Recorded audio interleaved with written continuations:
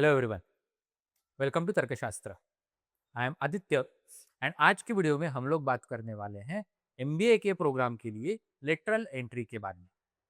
So as you guys are aware, Maharashtra CET cell ने last year CAP round के दौरान एक नया पोर्टल या नया फीचर लॉन्च किया था to get admission into direct second year, just like people get admission directly into engineering second year.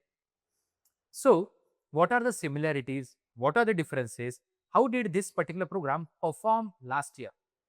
कैसे फीडबैक था बच्चों का लास्ट ईयर ये प्रोग्राम के लिए? ये सब चीजों के बारे में आज हम लोग ये वीडियो में डिस्कस करने वाले हैं।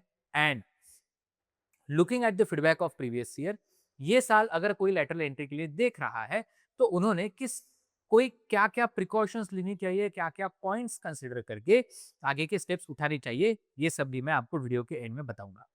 So let us begin. So what is a direct second year entry? Direct second year MBA is आपको सेमेस्टर 1 एंड सेमेस्टर 2 जो एफिलिएटेड कोर्सेज है एआईसीटी को या फिर महाराष्ट्र सीईटी सेल को, उनमें first sem and second sem जो फर्स्ट ईयर है वो डायरेक्ट स्किप करने के बाद आपको सेकंड ईयर में एडमिशन मिल जाता है। That is called as a direct second year lateral program. So you can directly join in the third semester, you can skip the first year, you can skip the complete first year and get the equivalent MBA degree in half the fees and half the time invested. But ये course किसके किसके लिए था last year? ये बहुत अच्छा initiative था Maharashtra state CET से लिया हुआ, align with AICT and new education policy के रिफॉर्म्स में। सो न्यू एजुकेशन पॉलिसी क्या बोलता है कि आप फर्स्ट ईयर ग्रेजुएशन 12th के बाद फर्स्ट ईयर कर सकते हो, ब्रेक ले सकते हो, सेकेंड ईयर कर सकते हो, ब्रेक ले सकते हो, थर्ड ईयर कर सकते हो, ब्रेक ले सकते हो, फोर्थ ईयर कर सकते हो, ब्रेक ले सकते हो। लेकिन न्यू एजुकेशन पॉलिसी के अनुसार मेजोरिटी ऑफ द ग्रेजुएशंस अभी 4 साल के होने वाले हैं, जो 2027 के आगे ग्रेजुएट होना स्टार्ट हो जाएंगे। करेक्ट? तो ये जो पर्टिकुलर 2 ईयर का कोर्स था, 1 ईयर का एमबीए कोर्स था, ये प्राइमरीली इंजीनियरिंग ग्रेजुएट्स और न्यू एजुकेशन पॉलिसी के अकॉर्डिंगली 4 साल का जिन लोगों ने बीबीए बीएमएस किया हुआ है उनके लिए है। बट ये बैचेस अभी तक ग्रेजुएट नहीं हुई हैं क्योंकि ये इंट्रोड्यूस ही या इनका इंडक्शन ही 2023 में हुआ था। Correct? So typically last year 2025 में जिन लोगों ने ये कोर्स के लिए अप्लाई किया था वो कौन थे? प्राइमरीली इंजीनियरिंग ग्रेजुएट्स, क्योंकि इसका बेसिक क्राइटेरिया ही ये था कि आपका 4 साल का ग्रेजुएशन होना चाहिए, 4 साल का टेक्निकल या फिर मैनेजमेंट रिलेटेड ग्रेजुएशन होना चाहिए। So what actually happened, what actually happened last year? तो बहुत बहुत नया नया था ये, एकदम कम ड्यूरेशन था लोगों को इसके बारे में कंप्लीट इंफॉर्मेशन निकालने के लिए एंड इसके बारे में डिसीजन देने के लिए, जबकि अभी आपके पास बहुत अच्छा टाइम है। So if you are thinking about lateral entry और 1 year MBA, so last year के नंबर्स कुछ अगर हम लोग ध्यान देते हैं तो आपको और अच्छे से पिक्चर क्लियर हो जाएगा। जैसे last year around 6308 candidates registered for this particular program lateral MBA के लिए। करेक्ट? बट उसमें से 4383 got verified. Correct? They proceeded with the second the next step.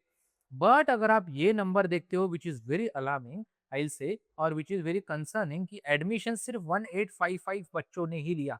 सो अगर आप 6300 के आसपास देखते हो तो ऑल सिर्फ 1800 बच्चों ने एडमिशन लिया हुआ है। करेक्ट? Which is only 30%। क्यों? What is the reason? Only 29% of the verified candidates finally took admission. Kyun? Why? Less than one third.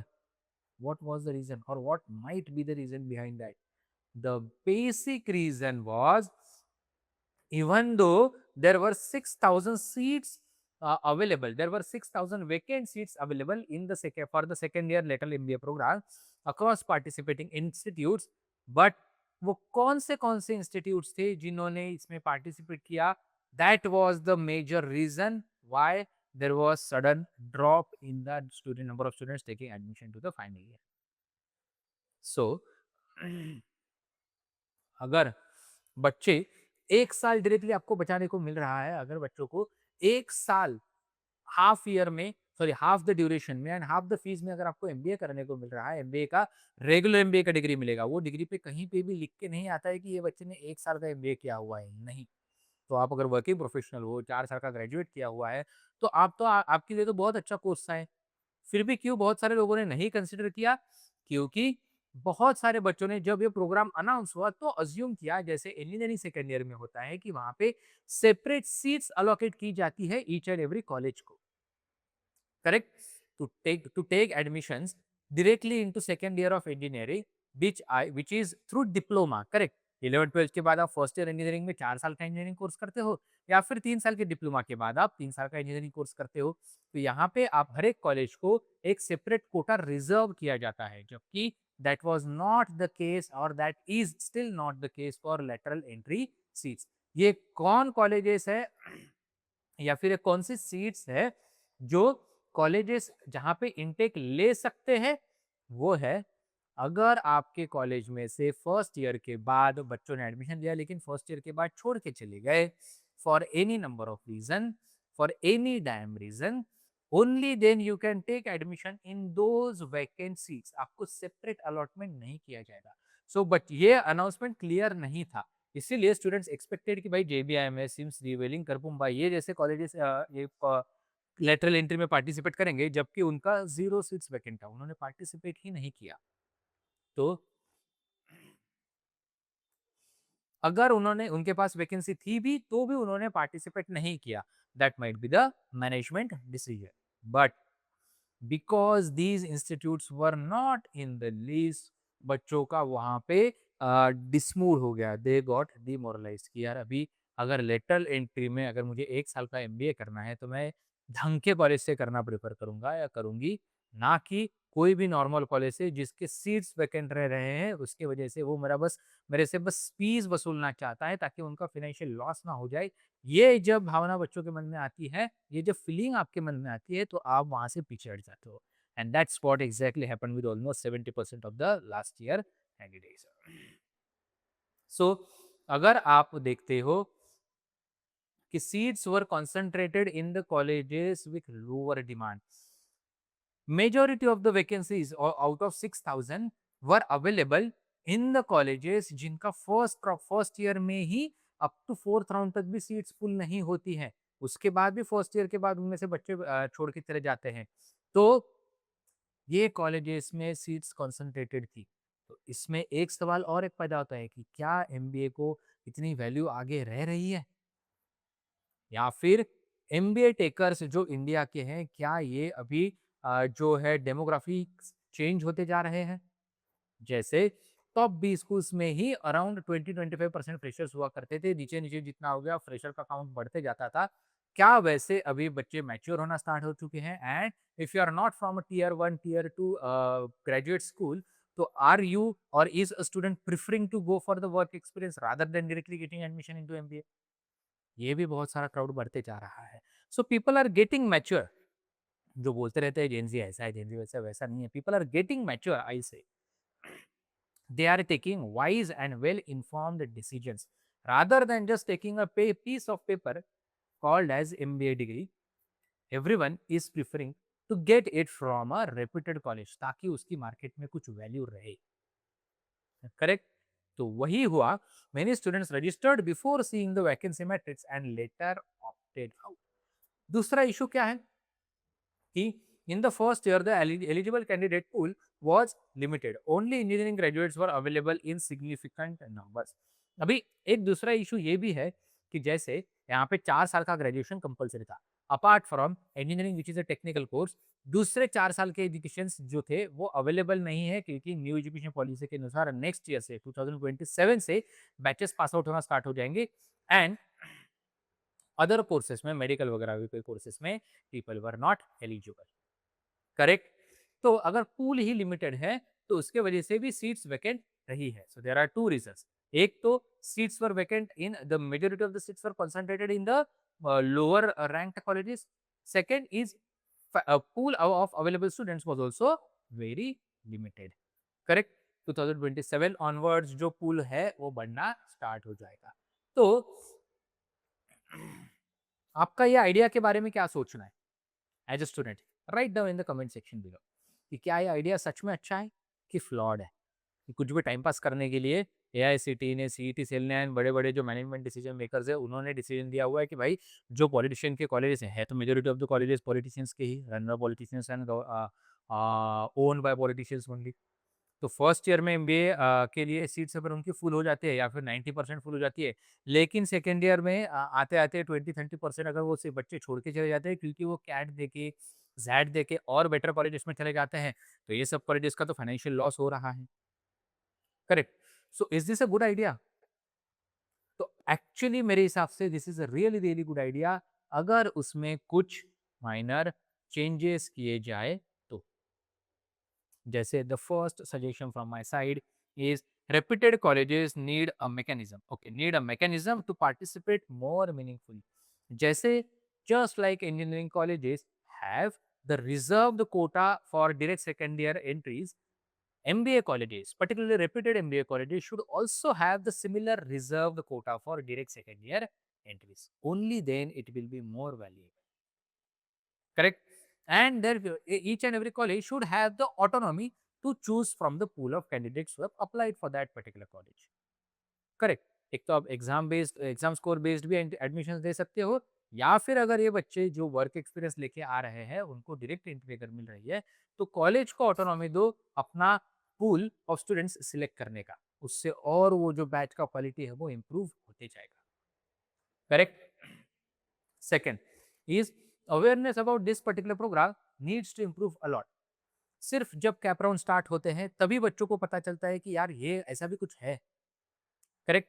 Particularly जो वर्किंग प्रोफेशनल्स है या फिर जिनको आगे जाके अभी बिकॉज ऑफ फाइनेंशियल कंडीशंस अगर आपको ग्रेजुएशन के बाद तुरंत एमबीए करने का मौका नहीं मिला, या फिर because of an number of reasons अगर आपको कैट के थ्रू, जैट के थ्रू आपके ड्रीम कॉलेज में एडमिशन नहीं मिला, लेकिन यहाँ पे अगर जेबीआई सिंसन जैसे कॉलेजेस अगर ओपन हो जाते हैं एंड अगर आपको यहाँ पे अप्लाई करने का मौका मिलता है तो ये आपको पता होना चाहिए। करेक्ट। तो किसको बोलते हैं अवेयरनेस, ये अवेयरनेस भी बढ़ना बहुत जरूरी है। एंड नेक्स्ट ईयर से जैसे कि मैंने बताया कि ये पूल जो है ये सिग्निफिकेंटली बढ़ते जाएगा, बट अगर वैकेंट सीट्स अगर नीचे लोअर रैंक कॉलेजेस की ही रही तो जेनजी प्रिफर करेगा विदाउट टेकिंग एडमिशन ब्रेक लेना या फिर वर्क एक्सपीरियंस लेना, जॉब करना, rather than taking admission in a lower ranked college. Correct. ऐसी भी किसको जल्दी है, अगर एमबीए करना है तो प्रॉपर कॉलेज से ही करो, ये मेरा हमेशा रिकमेंडेशन रहेगा। Correct. Was the first year a failure? तो सवाल ये पैदा होता है कि लास्ट ईयर जो उन्होंने 2025 was the first year of launching this particular program, was it a failure? अगर 30% सीट्स सिर्फ ऑक्यूपाई हुए, 70% सीट्स अगर वैकेंट रह रहे हैं तो was it a failure? From numbers perspective definitely yes. From policy perspective I will not say it was a failure. I'll say it was a, it can be taken as a learning experience. आप वहाँ पे थोड़ा सा pivot ले सकते हो, थोड़े अगर पायलट प्रोजेक्ट्स अगर रन करते हो एंड अलाउ करते हो टॉप कॉलेजेस को 20-30 सीट्स के साथ ये इनटेक, सेपरेट इनटेक लेना, तो obviously there will be a good cream of candidate, they will definitely get a opportunity to get into MBA college और good MBA college. Correct. The concept has the potential. Execution needs improvement. If execution improves, what's going to happen?